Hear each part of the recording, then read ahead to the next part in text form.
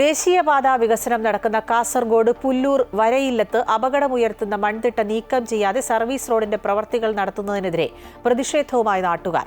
കുന്നിടിച്ച പ്രദേശത്തെ വലിയ മൺതിട്ടകൾ നിർമ്മാണ കമ്പനി നീക്കം ചെയ്യാതെ ബാക്കിവെച്ചത് വാഹനങ്ങൾ സർവീസ് റോഡിൽ കയറുന്നതിന് അപകട ഭീഷണി ഉയർത്തുകയാണ്.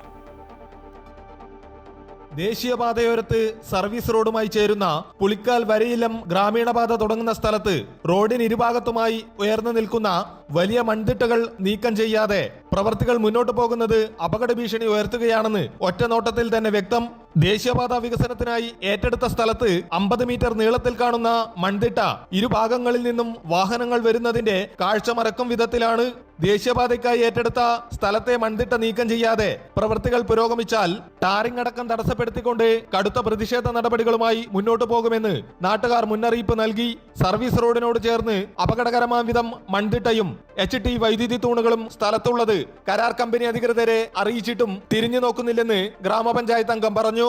അപ്പോൾ ഈ കാര്യം ജനങ്ങളാകെ നമ്മുടെ പഞ്ചായത്ത് മെമ്പർ എന്ന് നമ്മൾ ശ്രദ്ധയിൽപ്പെടുത്തുകയും ആ സമയത്ത് നമ്മളിവിടെ വന്ന് നോക്കിയപ്പോൾ അത് സംഗതി ശരിയാണ് എന്ന് ബോധ്യപ്പെടുകയും അപ്പോൾ അടിയന്തരമായി അധികൃതർ ഈ മൺതിട്ട നീക്കാൻ ആവശ്യ സംവിധാനം ഉണ്ടാക്കണം, ഇലക്ട്രിക് പോസ്റ്റും മാറ്റണം. ഇങ്ങനൊരു റോഡ് ഉണ്ടാക്കിയിട്ട് കാര്യമില്ല.